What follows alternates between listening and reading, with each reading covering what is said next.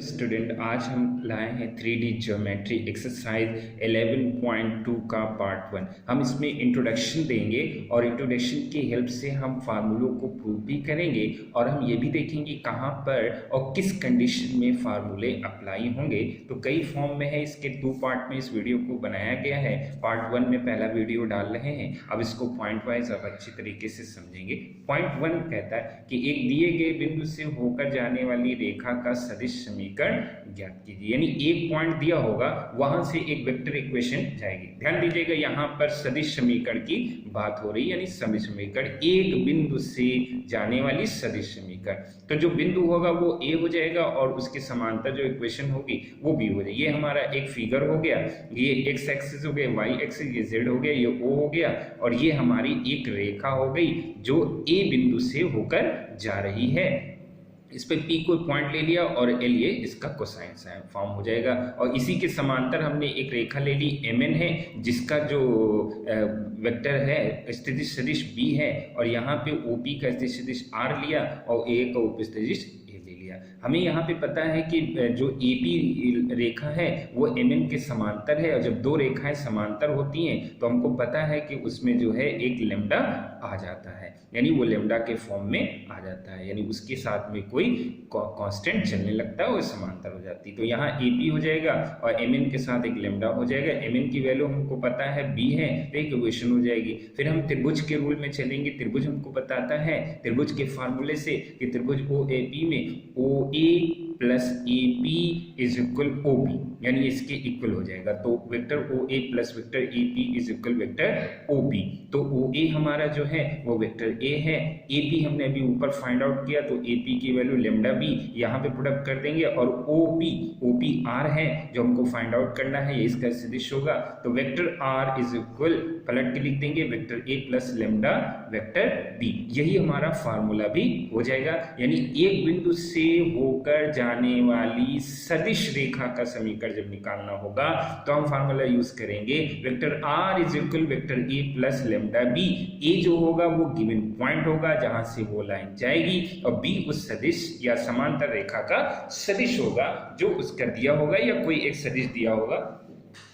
यहाँ पे एक बिंदु होगा और B वहां पे एक सदिश होगा। हम इसको एग्जाम्पल की हेल्प से हम समझ सकते हैं। एग्जाम्पल है, यदि एक रेखा बिंदु 2,3,4 से होकर जाए और सदिश 2i प्लस 5 के प्लस 5j प्लस के कैप के समांतर हो तो उसका सदिश समीकरण ज्ञात कीजिए। सदिश समीकरण का मतलब हुआ हमें वेक्टर इक्वेशन उसकी फाइंड आउट करनी है। तो वेक्टर में तो जो पॉइंट हमारा गिवन होगा ये A हो जाएगा, तो 2i cap plus 3j cap plus 4k cap vector form में लिख देंगे और ये तो वेक्टर फॉर्म में लिखी हुई है, तो B बराबर 2i cap plus 5j cap plus k cap. फिर सूत्र में जो है हम इसको लिख देंगे क्योंकि वेक्टर है, तो A यहाँ पे हो जाएगा और B की वैल्यू यहाँ लैम्डा ऐसे लिखा रहेंगे और यही हमारा आंसर हो जाएगा। इसको कोई ज़्यादा सॉल्व भी नहीं करना है। ओके, चलते हैं पॉइंट नंबर 2। कहते हैं एक दिए हुए बिंदु से होकर जाने वाली रेखा का कार्तलीय समीकरण ज्ञात करना। यानी एक बिंदु से, अब फिर एक बिंदु से रेखा जा रही है, लेकिन अब की हमें उसका सदिश समीकरण नहीं बल्कि हमें उसका कार्तलीय समीकरण यानी कार्टेशियन इक्वेशन हमको फाइंड आउट करनी है। अभी उससे पहले हम सदिश समीकरण प्राप्त कर रहे थे, लेकिन अब यहाँ पे एक ही बिंदु से फिर जाएगी, लेकिन अब उसका फॉर्म चेंज हो जाएगा, अब ये कार्तलीय समीकरण बन जाएगी। तो कार्तीय समीकरण में जिस बिंदु से जा रही है वो A से जा रही है, तो A पे जो पॉइंट होगा वो x1 y1 z1 हो जाएगा और ये वेक्टर फॉर्म में जब हम इसको सदिश रूप में लेंगे तो x1 i cap plus y1 j cap plus z1 k cap और B वो बिंदु होगा जहां से वो जाएगी और A B C जो होंगे वो उसके स्थितिज कोसाइन हो जाएंगे, तो a1 i cap plus b j cap plus c k cap हो जाएंगे। और फिर हम ऊपर r जो है, r हमेशा जो है एक सदिश के रूप में x i cap plus y j cap plus z k cap के रूप में उसको लिया जाएगा। फिर जो ऊपर हमने एक बिंदु से हमने सदिश रेखा का समीकरण था उसी फार्मूले को हम यूज करेंगे। तो वेक्टर R बराबर vector A plus lambda vector B, इसमें हम वैल्यू रख देंगे R की, A की और B की, दोनों की वैल्यू यहाँ पे जो है पुटअप की जाएगी। तो हम यहाँ पे वैल्यू पुटअप करते हैं तो यहाँ पे r की वैल्यू r के प्लेस पर, a की वैल्यू a के प्लेस पर और b की वैल्यू b के प्लेस पर रख देंगे। यहाँ पे हम क्या करेंगे, अब यहाँ पे i वाले फॉर्म को i वाले के साथ, j वाले को j के साथ, k वाले को k वाले के साथ हम रखेंगे। तो यहाँ x i कैप हो जाएगा, यहाँ पे लेमडा जब मल्टीप्लाई करेंगे तो लेमडा a i कैप, फिर y1 j कैप, तो यहाँ पे b और लेमडा j कैप, फिर यहाँ पे z1 k कैप, तो इधर से k कैप, लेमडा अंदर भेजेंगे तो y c कैप हो जाएगा। फिर यहाँ पे ये एक फॉर्म हो जाएगा, ये j का हो जाएगा, ये k का हो जाएगा। इसमें से i कॉमन ले लेंगे तो x1 प्लस लेमडा a, फिर y1 plus lambda b, z1 plus lambda c के कैप हो जाएगा। फिर कंपैरिजन कर देंगे, यानी i के कोफिशिएंट को i के कोफिशिएंट के साथ, y के कोफिशिएंट को y के कोफिशिएंट के साथ, z के कोफिशिएंट k के कोफिशिएंट को k के कोफिशिएंट के साथ हम कंपैरिजन करेंगे। तो फर्स्ट चलेंगे तो x is equal x1 lambda a, x1 इधर ट्रांसफॉर्म करेंगे, फिर पलट के लिखेंगे तो लेमडा बराबर x माइनस x1 अपॉन है। इसी तरह y का करेंगे तो y is equal y1 plus lambda b, y1 इधर सेंड करेंगे, फिर पलट करेंगे, लेमडा b बराबर इतना, लेमडा बराबर, इसी तरह हम लेमडा इसमें। अब हम जब दोनों का, तीनों का कंपैरिजन करेंगे तो लेमडा की वैल्यू, जब लेमडा बराबर है तो शेष बचे मान भी आपस में इक्वल हो जाएंगे। तो जगह x minus x1 upon a is equal y minus y1 upon b is equal z minus z1 upon c, यही फार्मूला हमारा बन जाएगा। ये फार्मूला तब यूज किया जाएगा जब एक बिंदु से होकर जाने वाली रेखा का कार्तीय समीकरण पूछा जाएगा, तब इस इक्वेशन का यूज करेंगे, अदरवाइज इसका यूज नहीं किया जाएगा। यानी कार्टेशियन इक्वेशन पूछेंगे 1 पॉइंट से। इसको एग्जाम्पल इसका नीचे दिया है, इसको हम समझते हैं। एग्जाम्पल है, बिंदु 3,4,2 से होकर जाने वाली तथा सदिश इतने के समांतर रेखा का कार्तीय समीकरण ज्ञात करें। इसमें लिखा हुआ है क्लियर। तो जो ये दिया है ये बिंदु हो जाएगा 3,4,2, तो ये हम बिंदु ले लेंगे, x1 y1 z1 होता है, तो यहाँ पे हम इसको x1 बराबर 3, y1 इज इक्वल 4 और z1 इज इक्वल 2 हो जाएगा। और जो ये सदिश दिया है, ये सदिश है, इसके जो साथ में कोफिशिएंट दिए हुए हैं ये a b c हो जाते हैं, तो a इज इक्वल 2 हो जाएगा, b इज इक्वल -3 हो जाएगा, c इज इक्वल 3 हो जाएगा। अब यहाँ पे जो है हम फार्मूले का यूज करेंगे। फार्मूला हमारा कार्टेशियन इक्वेशन का है, यानी कार्तीय समीकरण का x minus x upon a is equal y minus y upon b is equal z minus z1 upon c। x1 की जगह x1 की वैल्यू, y1 की जगह y1 की वैल्यू, z1 की जगह z1 की वैल्यू, a की वैल्यू नीचे, b की वैल्यू नीचे, c की वैल्यू नीचे, इस माइनस को नीचे रखते हैं, ऊपर कर देंगे तो माइनस, ये माइनस माइनस प्लस हो जाएगा। भाई यही फॉर्म जो है ये अवेलेबल, इसको सॉल्व नहीं किया जाता, लगभग इतना ही छोड़ देते हैं, यही हमारा आंसर हो जाएगा। ये हमारा निकला। अब ने सीखा कि एक बिंदु से होकर जाने वाली सदिश रेखा के समीकरण का सूत्र r, वेक्टर r बराबर a प्लस लेमडा b।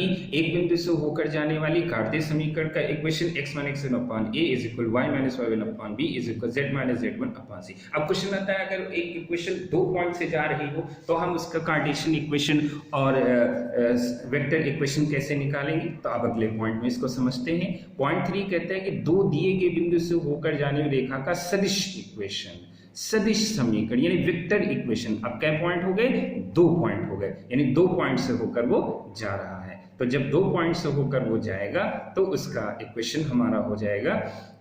अब इसके लिए एक फिगर हम बना देते हैं, फिगर हम अच्छे से समझेंगे तो ये इसके एक्सिस को x o y o z, ये हमारी इक्वेशन हो गई, एक रेखा हो गई जो दो बिंदु a और b से जाए। a के हम मान लेंगे x1 y1 z1 हो गए, b के x2 y2 z2 हो गए, और हमने o a सदिश सदिश है वो a ले लिया, o b सदिश हो गया b हो गया, और इसमें एक पॉइंट ले लिया p, इसका उचित सदिश r हो गया। अब r e के इक्वल हमको निकालना। तो सबसे पहले हम बड़े त्रिभुज को लेंगे o a b को, तो त्रिभुज ओ ए बी में हम त्रिभुज ला लगाएंगे, यानी ट्रायंगल फार्मूला। तो जब O A is plus A B is equal O B, जैसे ट्रायंगल का हमने बताया था स्टार्टिंग में, वही है वेक्टर में। तो ओ ए हमारा ए हो गया, ए बी हमको पता नहीं, और ए बी जो है हमारा बी हो जाएगा।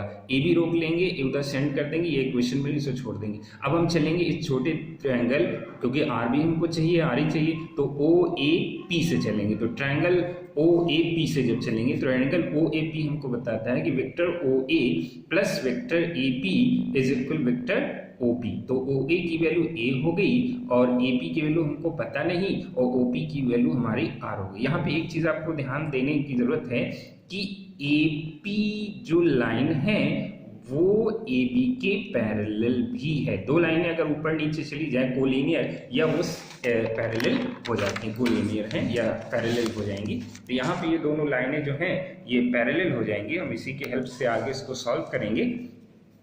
तो जब दो लाइनें पैरेलल हो जाती है तो हमको पता है कि vector A is equal lambda vector B के इक्वल हो जाता है। तो ए पी रहेगा, इसके साथ लेमडा ए बी बढ़ा देंगे।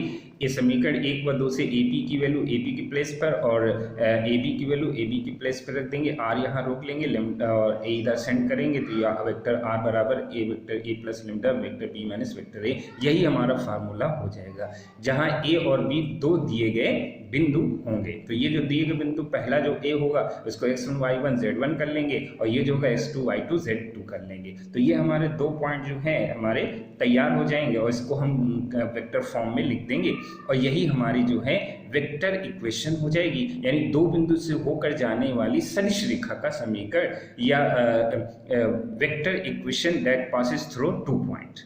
अब हम इसको एग्जाम्पल के थ्रो समझते हैं। एग्जाम्पल है, दो दिए गए बिंदु 2, 1, 3 और 2, 3, 4 से होकर जाने वाली रेखा का सदिश समीकरण ज्ञात कीजिए। तो हम पहले को लेट कर लेंगे, ए वाले को, ये वाला, ये 2i के प्लस जे के प्लस 3k के, बस को 2i के प्लस 3k के जे के प्लस 4k के, ये दो तैयार हो गए। इसको हम फार्मूले में रख देंगे। तो वेक्टर आ vector A plus vector B में से, तो वेक्टर ए की जगह पे ए के लो, बी माइनस से यहाँ माइनस कर देंगे। 2 में से 2 गया 0, i कैप 3 में से 1 गया 2 कैप, 4 में से 3 गया k कैप। यहाँ पे 0 लिखिए ना लिखिए, लिख भी दें तब भी कोई गलत नहीं है। यही हमारा जो है आंसर हो जाएगा, जो दो बिंदु से होकर जाने वाली वेक्टर इक्वेशन का आंसर होगा और यही इसका फार्मूला भी होगा। अब हम देखते हैं कि दो बिंदु से होकर जाने वाली एक कार्टेशियन इक्वेशन मीन्स एक कार्तलीय समीकरण हम कैसे निकालेंगे। दो बिंदु से जाए वो कार्तलीय पूछे तब। तो पॉइंट भी हमारा 4 हैगा, दो दिए गए बिंदु से होकर जाने वाली रेखा का कार्तलीय समीकरण। कै पॉइंट से? 2 पॉइंट से। और क्या होना चाहिए? कार्तीय समीकरण, यानी कार्टेशियन इक्वेशन हमको फाइंड करना है 2 पॉइंट से। तो हम जो ए होगा, ए हमेशा जो होता है x1 y1 z1 हो जाएगा।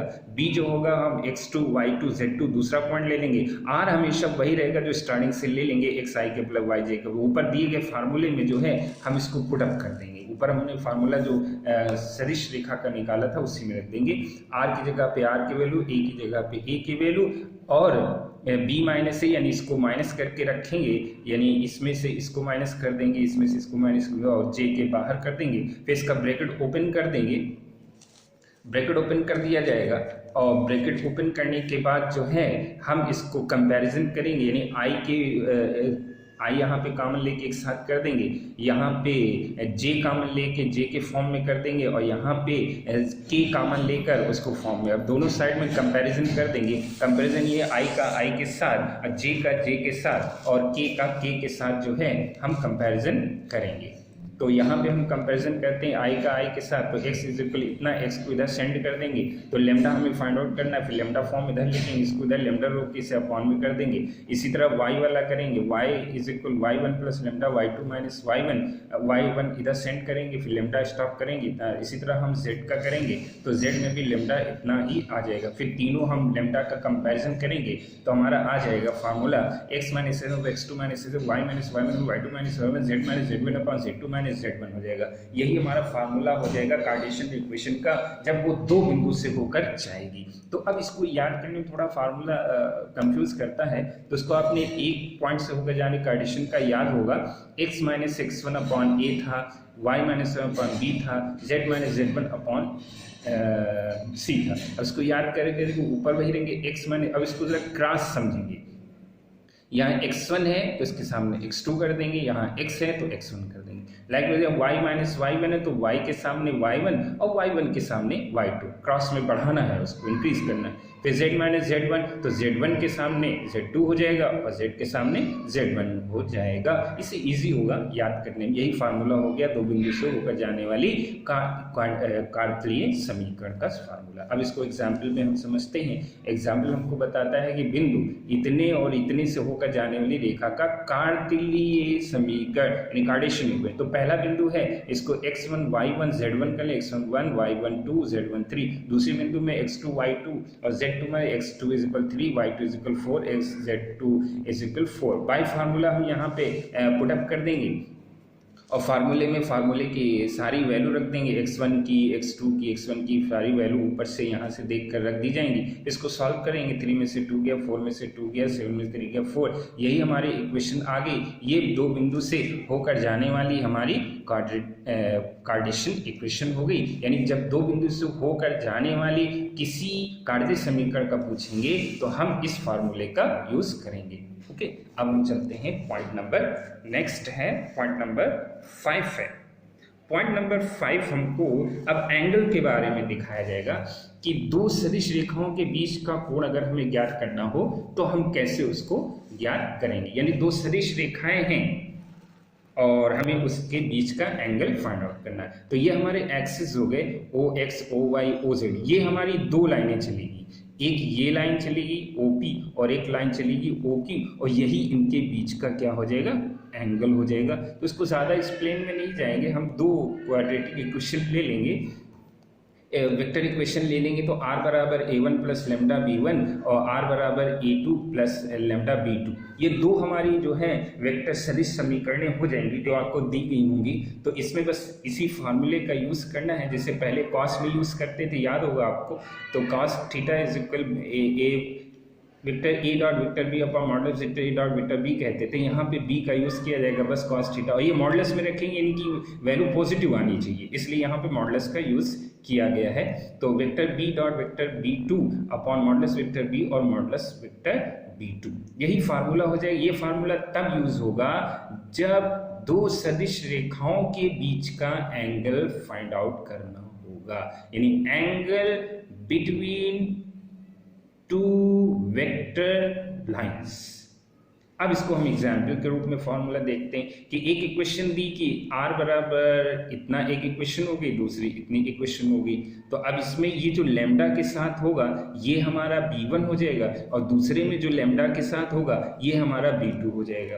तो b1 i plus J plus 2k cap और b2 2i minus 2j plus 2 के वेक्टर में आ जाएगा। अब हम सबसे पहले फार्मूले के हिसाब से हम रखेंगे, हमको पता है कि फार्मूला जो होता है vector b1 dot vector b2 upon modulus vector b1 और मॉडुलस वेक्टर b2 हो जाएगा। यानी पहले में b dot b2 find out करना है।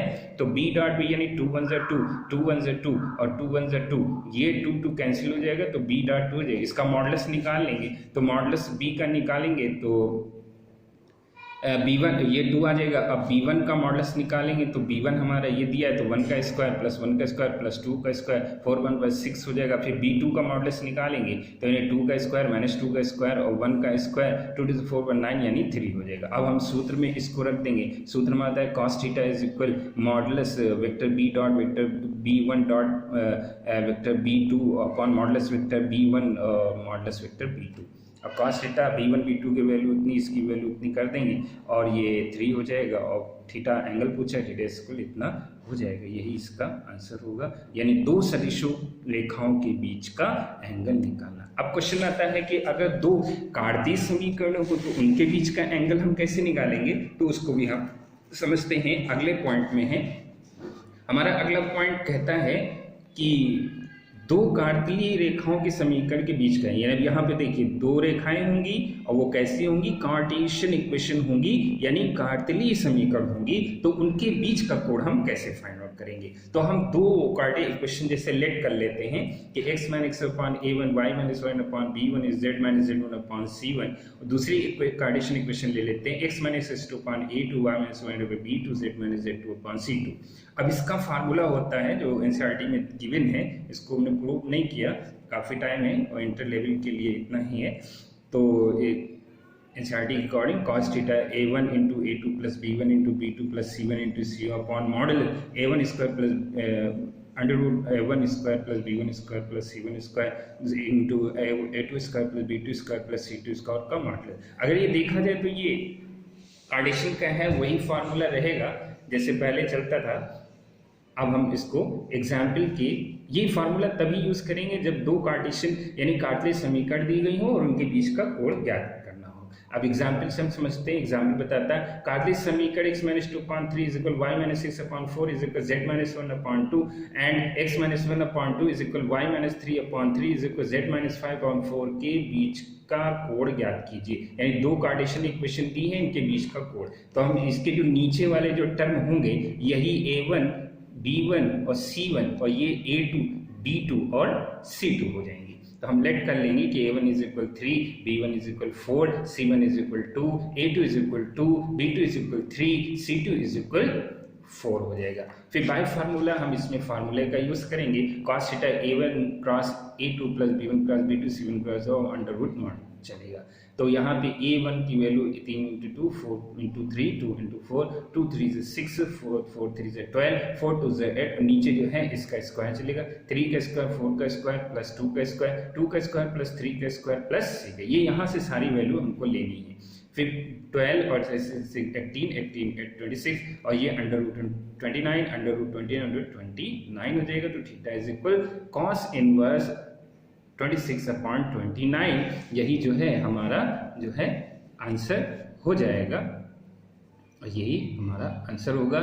ये हम कभी फार्मूला लगाएंगे जो दो क्वाड्रेटिक इक्वेशन दी गई हों उनकी एंगल बिटवीन पूछा जाएगा, तभी हम इस फार्मूले का यूज करेंगे। तो ये 6 पॉइंट थे जो एक्सप्लेन किए गए विद एग्जांपल, जिसका एक्सरसाइज 11.2 में यूज किया गया है। अभी इसके कुछ पॉइंट्स और हैं जो हम अगले वीडियो पार्ट 2 में जो है उसको एक्सप्लेन करेंगे। फिर उसके बाद इस एक्सरसाइज को सॉल्व करना शुरू किया जाएगा। Thank you guys.